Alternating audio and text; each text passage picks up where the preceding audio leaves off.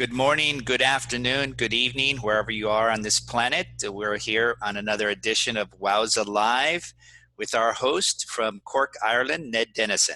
Take it away, Ned. Thank you, Steve. I'm an epic marathon swimmer, although nothing like our future guest. And I'm also currently the chairperson of the International Marathon Swimming Hall of Fame. I'll turn over to Ben for an introduction.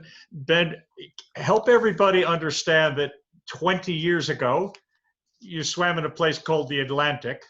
About 7 years, you swam in a place called the Pacific. And last year, you swam in a place called the Garbage. I think just help people understand the length and the variety of your swimming career. Yeah, so if I want to qualify who I am or what I am, I would say I am more an adventurer than a swimmer, but I use swimming as a way for me to express myself. But I like the adventure, and that's why I like the openness of the ocean and being in the middle of basically nowhere. And it's what I did in 1998 when I did a swim in the Atlantic, and then after the Atlantic was the Pacific. Started in 2018, so 2 years ago, on a swim across the Pacific, and then we had some issue with the boat, so we had to terminate that expedition. And then last year it was swimming in the Great Pacific Garbage Patch. And all the swim that I have done were to bring attention on an issue that is very close to me. So in the Pacific was about the state of the ocean and mainly plastic pollution. And back in 98, in the Atlantic was for cancer and cancer research because my father passed away from cancer at an early age. So yeah, but for me, it's all about the adventure and also the adventure within. It's something that I'm very interested in. So start with the Atlantic, because a lot of us swim in the Atlantic. Not many of us swim across the Atlantic. Give people an idea of how long this took and what the pattern of your swim stroke adventure was. Yeah, so in the Atlantic was a little different than in the Pacific, because in the Atlantic, it was a drift swim.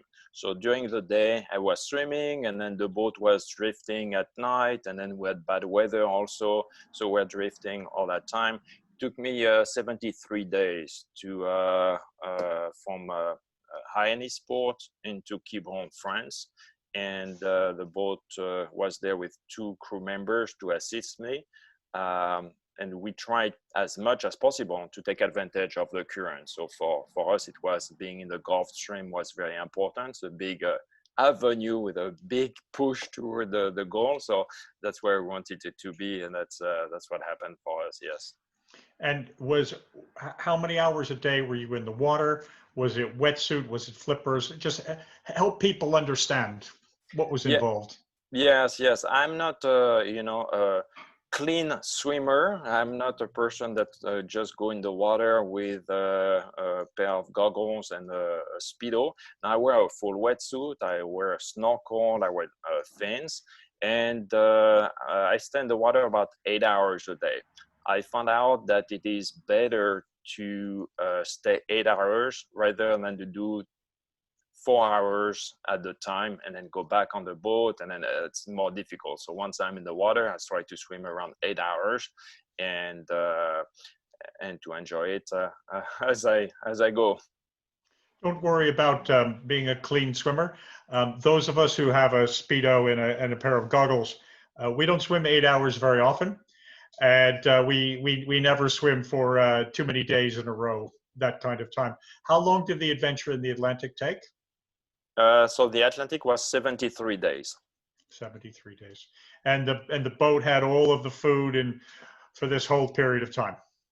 Yes, and all the food and whatever we needed. And at the time, it was very limited in terms of communication. So stay in touch with land and sending out information. So we are a little bit isolated. And for me, that was my first big expedition, big adventure. It was very difficult mentally. I really fought it throughout those 73 days. and I only one thing in mind is to get it to the end and finishing it. I wasn't in the right mind, and I learned that it's mind over matter that is very important. So throughout the 20 plus years following that, that's what I focused on. I presume you kept telling yourself the Gulf Stream is moving. Just stay in here for 8 hours, getting closer every day. Yeah, exactly. There is no reference point, so everything's in the mind. So you have to just say, okay, I'm going to put my 8 hours, and then after a check mark when you are finished, and keep on going. Never think about the next day or how many more miles you have to swim or how many more days. So it was very difficult for me because I didn't have the right mindset and the right thinking process going through that. Okay. But it's a thinking process. Let's get most of the Pacific for a moment, and let's talk about the garbage, because everybody has seen these unbelievably horrific charts. We've we catch them, and every now and then you see a picture of a beautiful island with garbage everywhere. But for most of us, our lives do not involve seeing plastic covering the ocean. How big is this garbage patch? What did you do? How does it get there? How are we going to get rid of it? Yeah, well, there's a lot of questions there. First of all, for us to swim, or for me to swim through the garbage patch, was kind of debunking a myth, because we all think that it is a big island of plastic where the very easy just go over there and pick it up and get rid of. But that's not what it is. It's an area that is highly concentrated in microplastic. And microplastics come from regular pieces of plastic that have been broken down and that are 5 millimeters or smaller than that. So the area that I swam through is as big as the area of France, and even bigger than that in some account. And it's a that is highly concentrated in microplastic. It's true that you will see more frequently big pieces too, but you will never see that big accumulation of plastic that you say, okay, I'm going to put a flag on it, I'm going to walk across, because that's not what it is. But just to try to paint a little bit what I saw when I swam in that very high concentrated area, is almost as if I was swimming during a snow storm. You can imagine at night looking up the sky and seeing all those flakes coming down. It's what I was seeing, but in reverse, looking down. And the water column was full of those flakes of microplastic and very tight together. And it's how it looks like. Yeah. So it's a misconception to think that, well, we can clean it, we can put systems over there that is going to make it better.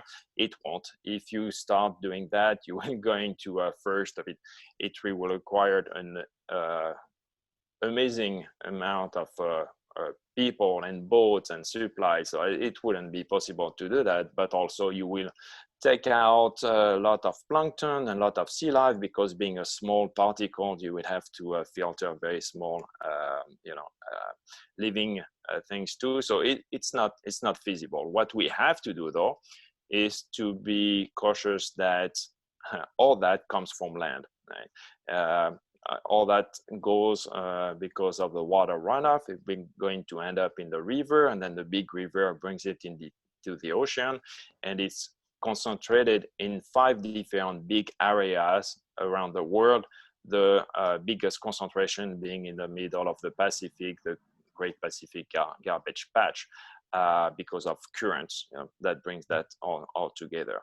And that's what is difficult also is the fact that we don't see it. It's not in our backyard, so we tend not to care about it. We say, okay, it's in the ocean, it will disappear just like that. It doesn't, And even you find sea life and you find amazing thing happening in the highest concentration microplastic. I think that for me, an amazing day that I had was when I swam with a sperm whale. They were coming very close and I made eye contact with them. One had passed by me about 10 meters away. And it was the highest concentration that we had that day. When I went back on the boat, the crew member told me, "Hey, Ben, we broke all the record. We collected over 3,000 pieces of microplastic that particular day."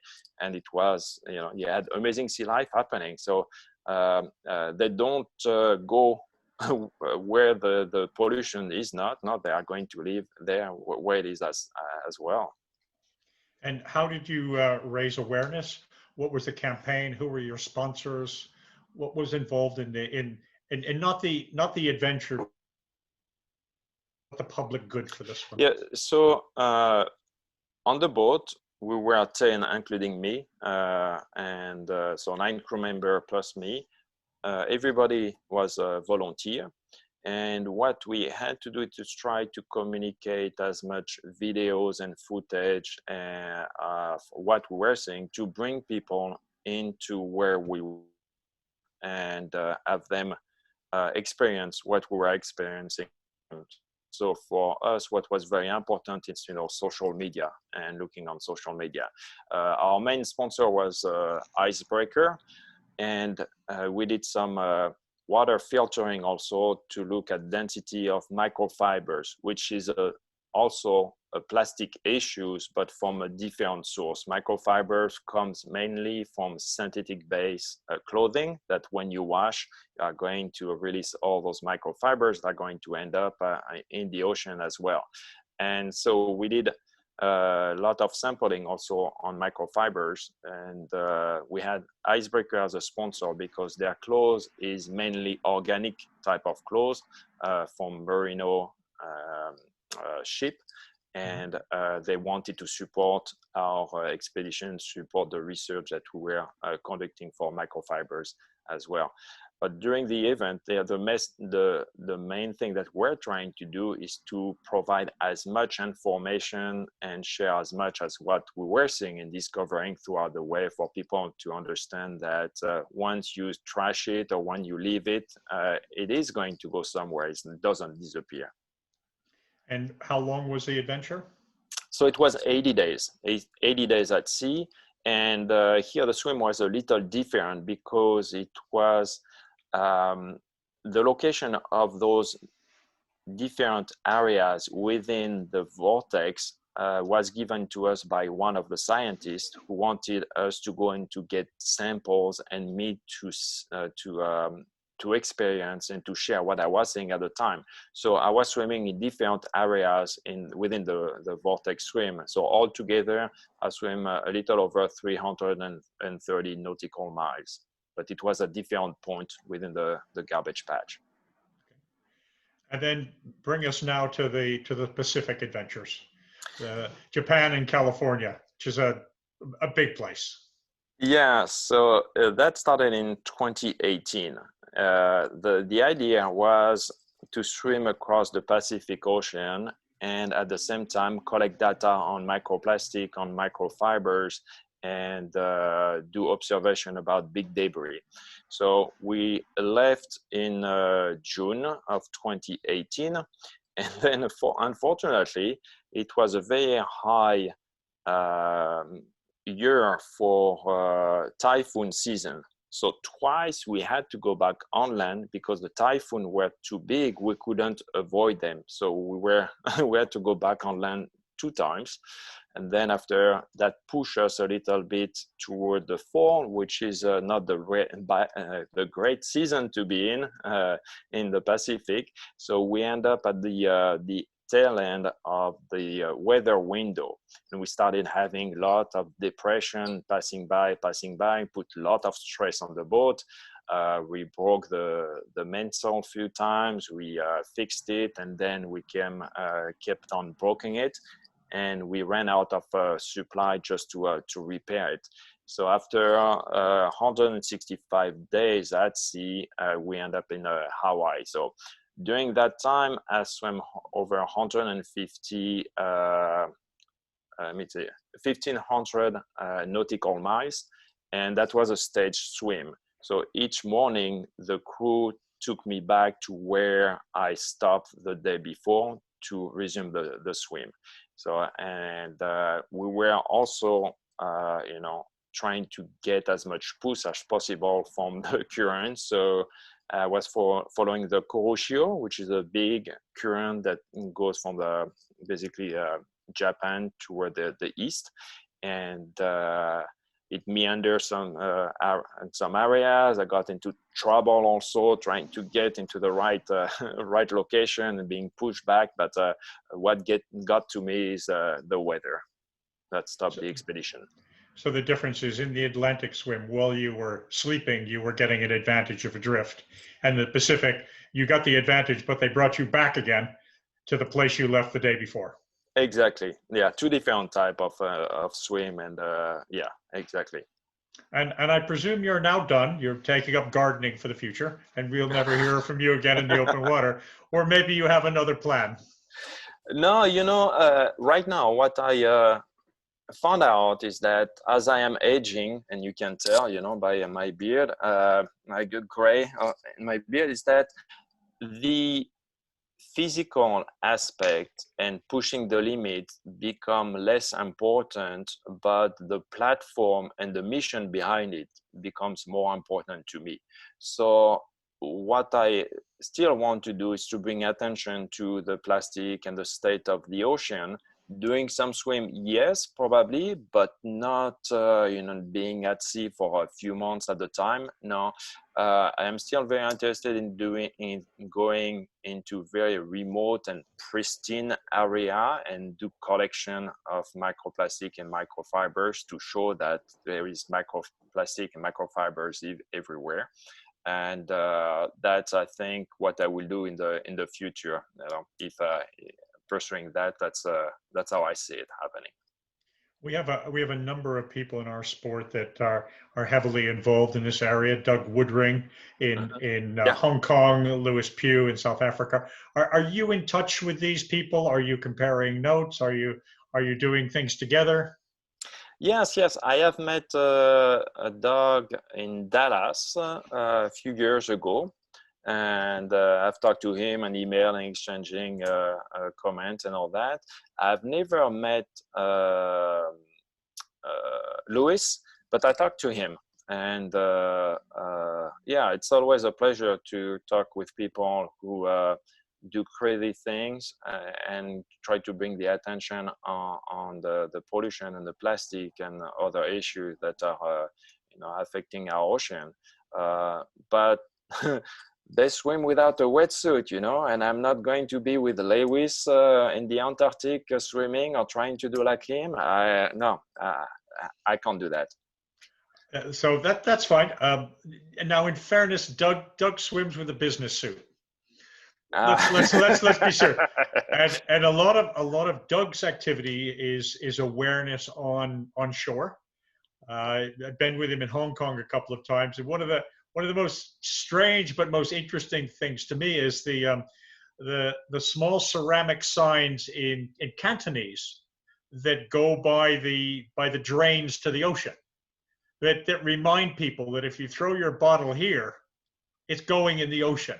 And Doug has 20 big programs, but the one that just stuck in my mind was this small reminder by the drain that says it might disappear, but it's going to reappear with you. And he does organize that clean half and cold half swim each year. And you're currently living in Texas? Yes, I know you cannot tell by my accent, but I've been living in Texas for the last close to 30 years now. I still have the same stinky accent, cannot lose it. But that's my home now, yeah. And what brought you to Texas? I first came here to study, and then I never left. Fantastic. Do you have, with your volunteers, are these volunteers on your expeditions, are they also swimming with you at times? Or are they almost all boat-based? No. I always enjoy having people swimming with me. I always tell them, if you want to join, please do so. You will experience the ocean in a total different way. And also, you know, I think it's important that sometime you get out of your comfort zone and try to push your limit, because you don't know who you are until you start pushing those limits. And for some of them, two of them took up the challenge to swim with me for 8 hours. And that's something they had never done before, but they had an amazing experience doing that. It was important also for them to understand what it is for me to have my head in the water and swimming for 8 hours, not being aware of what's going on around with the boat and all that. So they understand my space a little better. And that was, you know, of course, when you swim, you cannot talk, but it's nice things to have to be swimming with somebody beside you to change the routine a little. On the big Pacific swims, you presumably are aware of where the boat is because you need to keep reasonably close to it. Are you just swimming and relying on the boat to figure out the currents and the direction for that 8 hours, or are you trying to be involved as well? No, so before going in the water every morning, we had kind of a briefing to know exactly what will be our route and what will be our headings. And the big support boat is very difficult to follow a swimmer. If you are in a, you know, the big sailboat, we had 67 foot, 37 tons, so it's heavy, it's very difficult. So what guide me, it's a little dinghy with an electric engine. So I had the line going down the water, and I was just following that line, and they were the one guiding me. And then the people on the dinghy were communicating throughout the day with crew members on the support boat, just to verify the heading and to verify their route, and if they needed to adjust that throughout the day. So for me, I was just following that line, and they were doing the navigation. And how do you keep yourself from going insane for 8 hours? Do you count numbers? Do you have a Zen mantra? Do you count the minutes until you're done? What goes through your head? Well, I think it's a combination of things, but first of all, I want to clear something, is that I am insane. So that already have an edge, right? But I am a little crazy. What I have to do is, before going in the water every morning, I was going through a schedule of what I was going to do with my mind, hours by hours. So I know what I was going to focus on. The bad thing is when you don't know what to think about, then your mind is automatically going to think about the wrong thing. Oh, my back is hurting. Okay. Oh, my shoulder is heavy, you know? Okay. So as long as you have a schedule and your mind is occupied, then it's okay. So now, once I have a subject, the idea was to dissociate my mind from my body, so that my mind will be somewhere else, reliving a moment or creating a new moment, and my body just in autopilot, swimming and going into his thing. And so it's a technique that is used by many people, but what you try to do is to involve as many senses as possible, and that will help you disconnect your mind from your body. And what I mean by that is that, for example, if the first hour was to relive a moment that I had with my family, a birthday, for example, I had to remember exactly what I smelled. So, okay, I smelled, we were outside, I smelled the flower, the grass, okay. What do I feel? Was the sun shining on my skin? Yeah, I can feel the warmth of the sun. So once, you know, it's when people describing you biting into a lime, for example, and then it's acidic, and you can still, you start feeling the acid. So you try to be very detailed in all the description you want to relive. And as soon as you hit a certain level of detail, then your mind is going to be back into that space and reliving that moment. And then you can compress time. The hour that I was thinking about that just like went like in few minutes, like watching a movie, you know, when you have the movie theater and something that is very interesting, and then you say, oh, it's finished already. I didn't feel the time. So it's exactly the same experience that I want to be in. There was I think he's a Belgian philosopher named Edward de Bono, who does something similar where he says, when you watch television, your brain doesn't work. He said, but let me give you a little bit of a story without a television, and now you fill in the rest of the story, and now your brain has to work. I'm scared to ask what happens in hour 5. You're probably the world's experts on ABBA's songs or something. I really don't want to know that. Who is running the boat for you? I presume your volunteers are either fairly young or fairly old, and they come together with all the right intentions. But after 10, 20, 30 days on board, do you have a crew chief that's keeping this team from not fighting, from being productive? That must be a big challenge. Yeah, so I was the oldest. All of them were in their 20s or early 30s.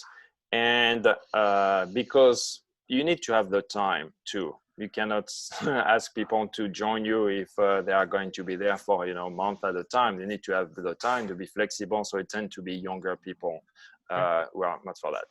And then you have to go through a selection process. You talk to people and try to interact as much as you can with them before deciding, okay, they are going to be a good match for the rest of the team. They are going to play well with the rest of the team. They are a team player. And then you have to fill out functions also. You need to have a captain, you have to have a first mate, you need to have somebody who has a knowledge about anything that is a technology or media that we wanted to do, so a videographer and so on, and scientists also. So it's but you don't really know until you are all together and gone, and you hope that the mix works well. And we have been very lucky. Yeah. And are you managing this crew, or do you have somebody managing them for you so you can focus on swimming? No, I tend to focus on swimming, and then you have each of them have a task, or you will have the captain. We suppose he'll be there to take care of the boat, but take care also of the crew members. And then you have a person that is more project manager, so dealing on that, and then a person that's more over the science side of it. Yeah. Okay. I want to thank you very much for your time, and I want to say one thing to you. The sport of open water swimming, marathon swimming, 20, 30 years ago, there was a very small group of people in small swimsuits and goggles. The sport has changed tremendously over the years. It has grown by huge amounts, in great part because of people in wetsuits, whether they started as triathletes or whether they swim in water that they think is too cold to be in the small swimsuit. So don't worry about being a clean swimmer. Our sport has grown, and we have clean swimmers, dirty swimmers, and we have swimmers that move between clean and dirty. So don't worry about that.